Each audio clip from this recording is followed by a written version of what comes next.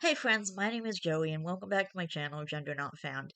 After literally getting attacked on Reddit because, I just tried to share some cute kitten pictures because, people always get fucking attacked. Because, oh my god. Because, Reddit is literally a fucking shitstorm. Ugh, like, maybe the next meteor that hits the earth will wipe out humanity, who the fuck knows. Anyway, um, today we're reading a one-shot, well, right now, it's not today because I've already made a million videos today. Everything Stays, Vinceline fanfiction, which looks awesome. Note, this story was originally written by Vanna Chan22 on Wattpad. I'm uploading it so that it might reach people who haven't seen it yet. I've modified the story slightly, fixing spelling errors and adding a few new things. Please go check out her version on Wattpad. Hope you enjoy this version as well. Hang on, I keep yawning.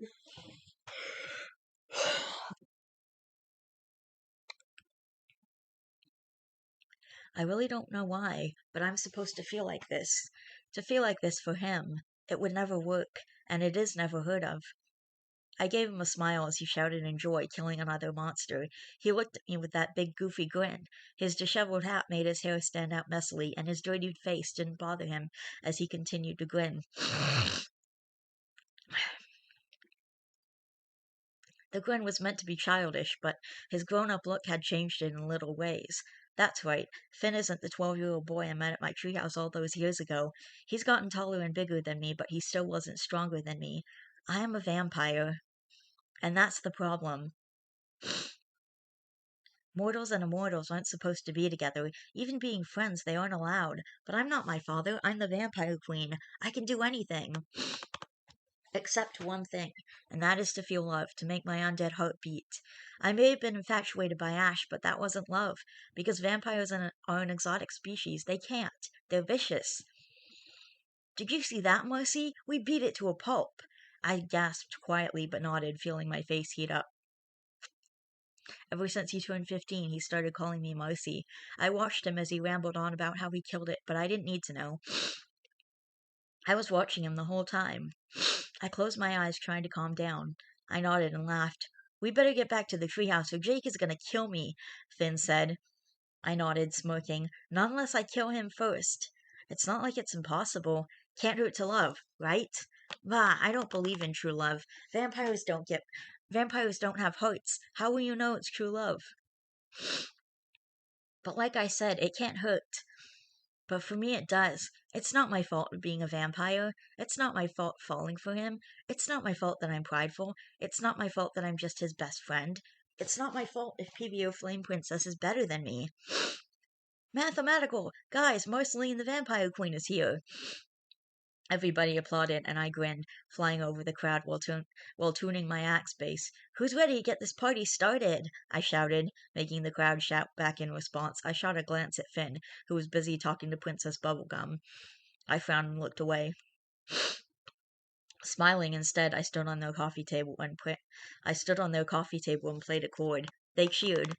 I smiled. Get ready! I glanced over at Finn again and saw him staring at me. He didn't look away, but instead he smiled and gave me a thumbs up. Winking, he even mouthed, Go, Marcy! I almost broke a string that day.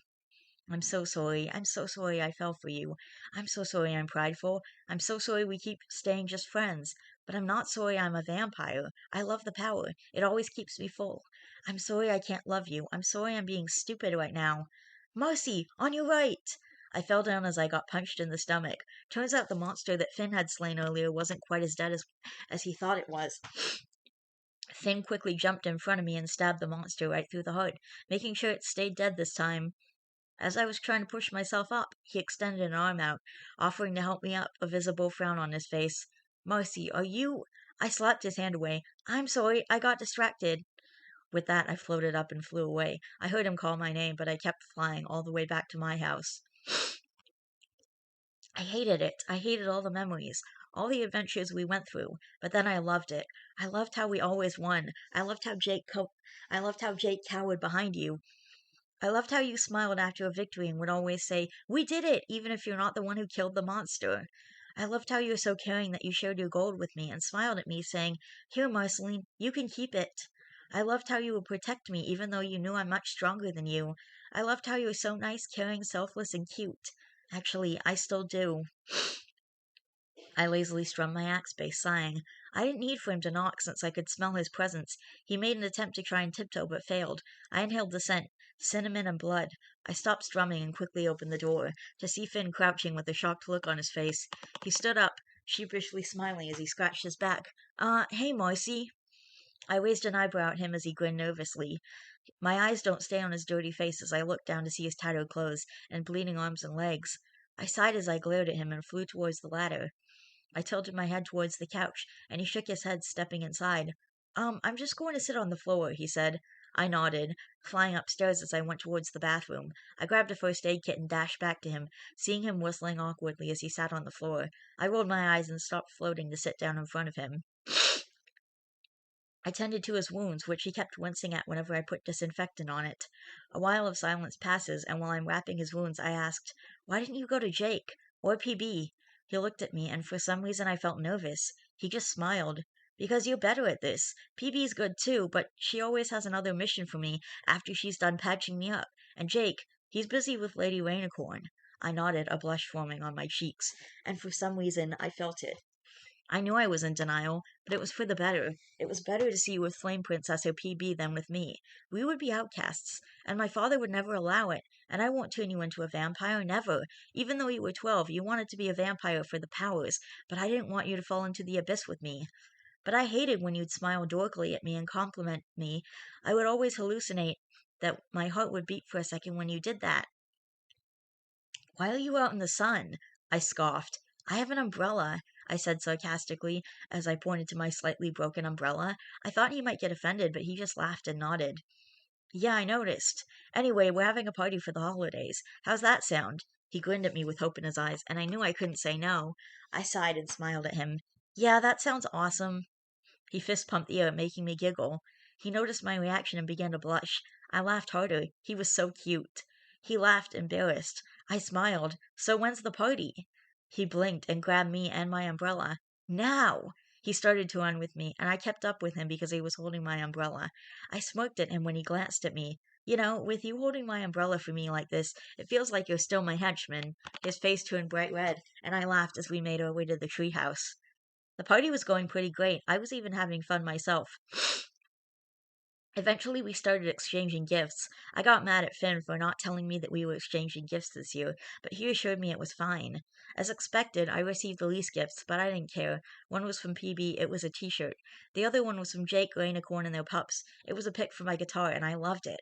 The whole time we were exchanging gifts, Finn wasn't there. I had whispered to Jake, "Where is he?" Jake merely shrugged, as if not caring, but I knew he did. I think he mentioned something about getting a gift for someone. I think it was Flame Princess. I smiled. "That's sweet." Jake nodded, sipping his chocolate drink. "Now it's Flame Princess. Last time it was PB. What's the deal with princesses anyway?" They aren't even that powerful. They aren't even that powerful, unlike a queen like me. But I've no right to judge, because I've fallen in love with Finn, a human, a mere mortal. But there was nothing there about this mortal. He was a hero. He was my hero. At first, when I saw him, I didn't really want to give him back the treehouse because it was rightfully mine. But I pitied you, so I let you have the treehouse since you'd taken care of it beautifully, unlike when I was living there. And then I took you in to serve as my henchman. I thought you'd be honored since I'm a queen. But I saw that you just wanted your dog safe, so I set you free. Ever since then, I never thought we'd end up being friends. Best friends, even. The party lasted long into the night. By the time the party neared its end, it had been dark for quite some time outside, and I no longer needed my umbrella. I started to head for the door to leave when I heard Finn call out my name. I spun around quickly. He was holding something. It was long and had been clumsily wrapped in gift paper. I stopped. I hoped he wouldn't ask me to drop off the gift to Flame Princess with my super speed. I waited for him as he sprinted over to me. "Yes?" My voice was dry. He looked at me and smiled. "Stretch out your hand." I raised an eyebrow, but did as he instructed. He placed the item in my hands as I stared down at it. It was the gift.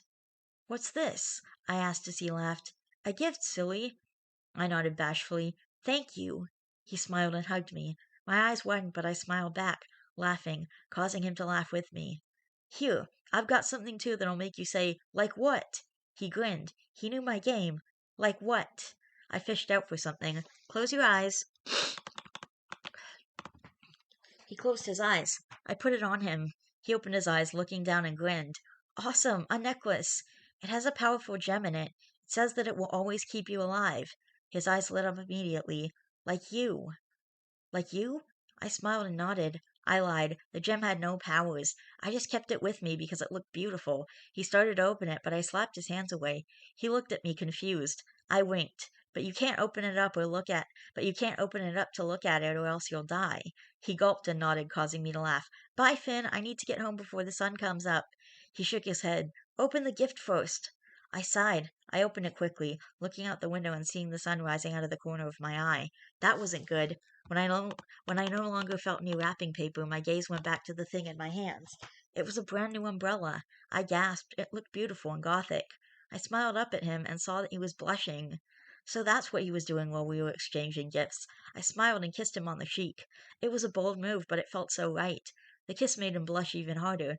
I grinned and turned to leave, opening up the new umbrella he had given me.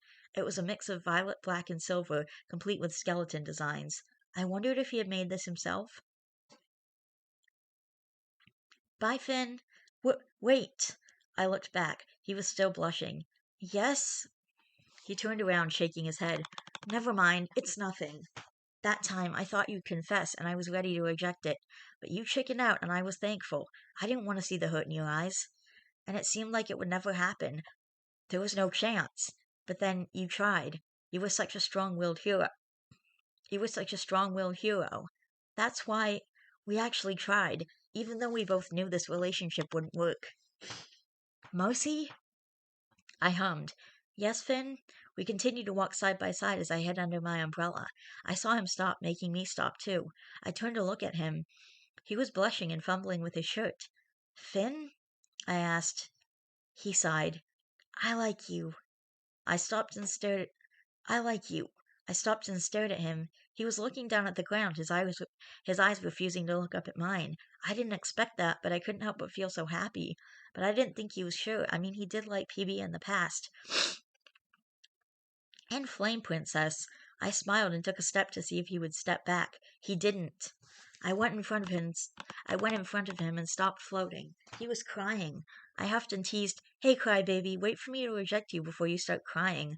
Oops. I think reject was a bad word. He was crying even more now. I reached out, gently holding his face in my hands and pulling it up to look at me. I kissed his cheeks and wiped his tears away, smiling at his confused face. I like you too. We both knew it was wrong, but it wasn't our fault we fell in love. Whenever I'm with him, I actually believe my heart is beating for you and only you. It should feel wrong, this relationship, but it feels so right when you wrap your arms around me. Your warm body against my cold one wasn't uncomfortable like I thought it would be, and I welcomed you, just like you welcomed me into your world with open arms, even though all I did was bully you when we first met.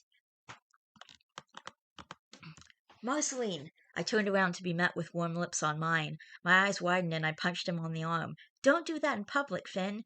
He laughed, knowing how embarrassed I could get. I just want everyone to know that you're mine, Marcy. As he said that, I swear I could feel my undead heart start beating. I blushed again as he kissed me on the cheek, and from that point onward, I let him kiss me whenever he liked it. Whenever PB or Flame Princess were around, I made it a point to forcefully kiss him in front of them, just to piss them off and remind them that he belonged to me. But seriously, I loved those kisses. Even if they were quick, I'd still get to feel your lips on mine. His kisses were different from Ash's. Ash had always seemed hungry when he kissed her, but Finn, he always gave me just the right things. I was watering the flowers when I heard the familiar voice. Marceline? Before he could throw himself all over me, I swayed to the side, causing him to hit a flower vase instead, knocking it over and causing it to shatter on impact. Yes, Finn? I sighed. Yes, Finn? I sighed. He stood up, mumbling an apology before looking up at me with eyes full of excitement. Can we do tier 15? Immediately, my face heated up. I turned away from him, because I knew I would give in if I looked at him. As if he knew what I was doing, he turned to where I was looking and looked at me with those bright blue eyes that made me give in. I remember our first time. I laughed because you didn't know what to do. And now, I'd give anything to see your smiling face again. I sighed and sat on the ground, setting the flowers in front of the gravestone.